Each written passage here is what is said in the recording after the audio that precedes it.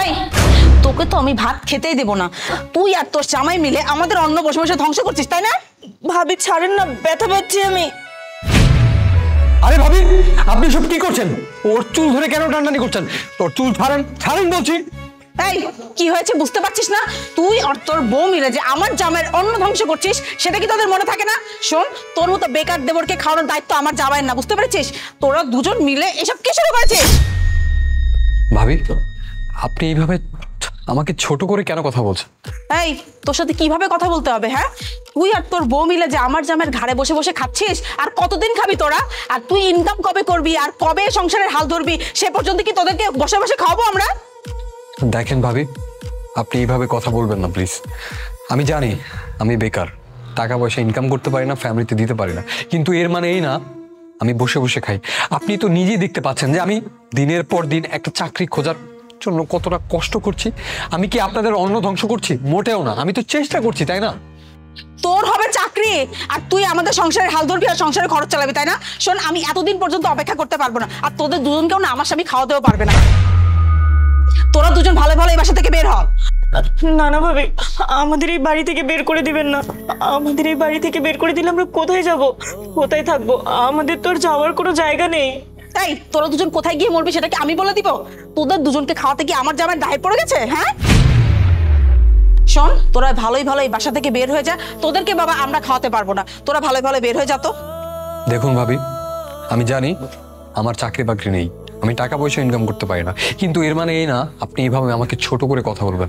আজকে আমার পরিস্থিতি খারাপ বিধায় আপনি আমাকে নানানভাবে ছোট করার চেষ্টা করছেন। এভাবে আর কতদিন ভাই বলতো? এভাবে আর কতদিন? দিনের পর দিন তোদেরকে আমি বসে বসে খাওয়াচ্ছি, আর কত? আর আমি নিজেও তো একজন মানুষ, তাই না? আর এই যে এতগুলো মানুষের সংসারকে আমার একার কাঁধে নিয়ে চালাতে হয়, আমার কি একটু কষ্ট হয় না? তুই কি একটাবার ভেবে দেখেছিস এতগুলো মানুষকে চলানোর জন্য যে টাকাগুলো আমি ইনকাম করি, এই টাকাগুলো ইনকাম করতে আমাকে কি পরিমাণ কষ্ট করতে হয়? আরে বাবা মারা যাওয়ার পর থেকে আমি দেখছি তুই এখন পর্যন্ত একটা চাকরি জোগাড় করতে পারলি না। আর কতদিন আমি তোকে বসে বসে খাবো বল? আর তুই যে আজ বাদে কাল একটা চাকরি জোগাড় করবি, তারই বাকি গ্যারান্টি আছে বলতো? এতক্ষণ তোর ভাবি তোকে যা যা কিছু বললো না, এই সমস্ত কথা আমার শেখায় দেওয়া ছিল। আর আমি তো তোকে নিজের মুখে কথাগুলো বলতে পারছিলাম না, তুই তো আমার ছোট ভাই। আমি এই কথাগুলো বললে তোর তো মন খারাপ হতো, এই জন্য আমি তোকে বলিনি। কিন্তু ভেতর থেকে এখানে যা যা হচ্ছিল আমি সমস্ত কথা শুনছিলাম, যে কারণে আমি বের হয়ে আসতে বাধ্য হলাম। আর আমি নিজের মুখে আজকে বলছি, আমার পক্ষে তোদের দুজনকে চালানো সম্ভব না। আজকে থেকে তুই আর তোর বউ নিজেদের রাস্তা নিজেরাই দেখে নে, আমি আর পারবো না তোদেরকে চালাতে। আর তোদের একের পর এক চাওয়া পাওয়া আমাকে পূর্ণ করতে হয়। যেই সামান্য কিছু স্যালারি আমি পাইছি, স্যালারি দিয়ে আমার নিজের সংসার ঠিকঠাক মতো চলে না, সেখানে আবার তোদের দুজনের ভরণ পোষণ আমাকে নিতে হয়। কেন রে ভাই, আমার কিসে এত টাকা পড়ে গিয়েছিল বলতো? আরে বিয়ে করেছি, এখন একটা বাচ্চা কাছে নিতে পারছি না শুধুমাত্র তোদের দিকে তাকিয়ে। কারণ একটা বাচ্চা হলে আমি বাচ্চার খরচ সামলাবো না, তোদের খরচ সামলাবো। আমি আর পারছি না ভাই, আল্লাহর রাস্তায় মাফ কর। তোরা তোদের নিজেদের হাত খরচ নিজেরাই বহন কর। আমার বাসা থেকে তোরা চলে যা প্লিজ। হ্যাঁ ভাইয়া, অনেক বড় একটা কথা বললে, বড় ভাইয়ের মতো একটা কথা বললে। আজকে বাবা বেঁচে নাই বিধায় তোমরা দুইজন আমাকে এত ছোট করে কথা বলছো, তাই না? বাবা যখন বেঁচে ছিল তখন তো তোমরা এরকম আচরণ করতে না, তখন তো তুমি আমাকে স্নেহ। যাক, আমি সবকিছু এখন বুঝতে পেরেছি, তোমাদের আসল রূপ না এখন আমার আর বোঝা বাকি নেই। বাবা মারা যাওয়ার পর তোমরা নানানভাবে আমাকে ছোট করছো, কারণ আমি চাকরি করি না, আমি টাকা ইনকাম করি না এর জন্য। ঠিক আছে ভাইয়া, তোমাদের এই বাসায় আমি আর থাকছি না। যেখানে আত্মসম্মান বলে কিছু নেই, যেখানে আমি আমার সম্মানটুকু পাবো না মানুষ হিসেবে, সেখানে আমি থাকবো না। ঠিক আছে, আমি এই মুহূর্তে বাসা থেকে চলে যাব। মাইশা চলো, যে বাসায় আমাদের সম্মান নেই, আমাদের কদর করা হয় না, সে বাসাতে আমি থাকবো না। চলো চলো। না না, তুমি এসব কি বলছো? আমরা যদি বাসার বাইরে যাই তাহলে কোথায় থাকবো, কিভাবে খাবো, কিভাবে চলবো? ভাবি প্লিজ আমাদের ক্ষমা করে দিন। ও একটা চাকরি পেলেই আমরা এই বাসা থেকে চলে যাব। আমাদের এখনই বাসা থেকে বের করে দিবেন না ভাবি, প্লিজ আমাদের একটা সুযোগ দিন, আমরা এখানে থাকি না কিছুদিন। জানি জানি আমাদের চলতে ফিরতে কষ্ট হবে, কিন্তু উপরে সৃষ্টিকর্তা আছে। সবাই অন্যায় করলেও উনি কারোর সাথে অন্যায় করবে না। আল্লাহ যেহেতু পেট দিয়েছে, পেটের দায় উনি পূরণ করবে। আর যদি কোনো ব্যবস্থা না করতে পারি, আমি নিজের কিডনি বিক্রি করে হলো তোমাকে খাওয়াবো। চলো। কিন্তু তোমাকে তো আমি বলছি আসো।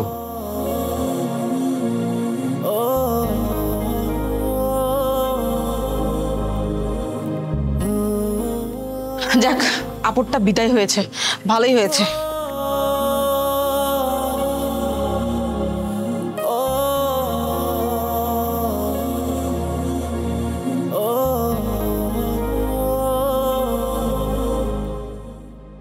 কি ব্যাপার, আমাদের গাড়িটা কোথায়?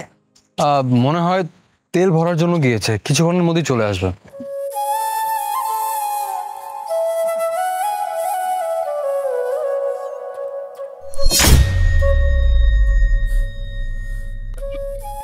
ভাই ভাই তুই প্লিজ আমাকে ক্ষমা করে দে ভাই, আমি সেদিন না বুঝে তোর সঙ্গে অনেক বড় অন্যায় আচরণ করে ফেলেছিলাম। প্লিজ ভাই, আমি তো তোর বড় ভাই তাই না, আমাকে ক্ষমা করে দে না ভাই। ভাইয়া, আপনার এই অবস্থা কেন? আর আপনি এখানে কি করছেন? কি আর বলবো বোন বলো, ওই যে কথা আছে না, কারোর সঙ্গে অন্যায় আচরণ করলে আল্লাহ সেই পাপের শাস্তি দুনিয়াতে থাকাকালীন দিয়ে দেয়। আমার সঙ্গে তেমনটাই হয়েছে। জানিস ভাই, তোদেরকে বাসা থেকে বের করে দেওয়ার পর তোদের ভাবি কেমন যেন বদলে যেতে থাকে।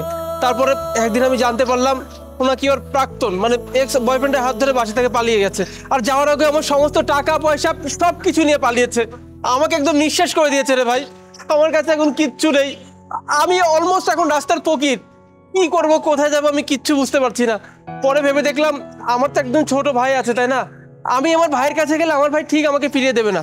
এর জন্য বলছি ভাই তুই প্লিজ আমাকে ক্ষমা করে দে না। শোনো ভাইয়া, আজকে তোমার অবস্থান খারাপ, কিন্তু একটা সময় ছিল যখন আমার অবস্থান খারাপ ছিল, যখন আমার কাছে টাকা পয়সা কোনো কিছু ছিল না, আমি তোমার উপর ডিপেন্ডেন্ট ছিলাম। আর তুমি তখন তুমি আমাকে নানান ভাবে ছোট করতে, অপমান করতে। কেন করতে ভাইয়া? আমার কাছে টাকা পয়সা কম ছিল এর জন্যই তো, তাই না? তখন তুমি আমাকে মানুষ হিসেবে গণ্য করতে না, নিজের ছোট ভাইকে তুমি কখনো সম্মান দিতে না, ভালোবাসতে না। আর আজকে আজকে যখন পরিস্থিতি তোমাকে এই অবস্থা এনেছে, তুমি এখন আমার কাছে ক্ষমা চাচ্ছ?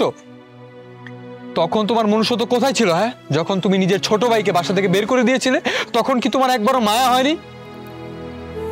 যাই হোক ভাইয়া, আমি নিজের পরিশ্রমে আজকে এখানে এসেছি। তুমি আমাকে বাসা থেকে বের করে দিলেও পরিস্থিতি আমাকে অস্বীকার করেনি। আমি নিজের পরিশ্রমে নিজের সাকসেসকে পেয়েছি। আর তাছাড়াও এখন আমার অফিসে অনেক কাজ আছে, তুমি প্লিজ এখান থেকে যাও।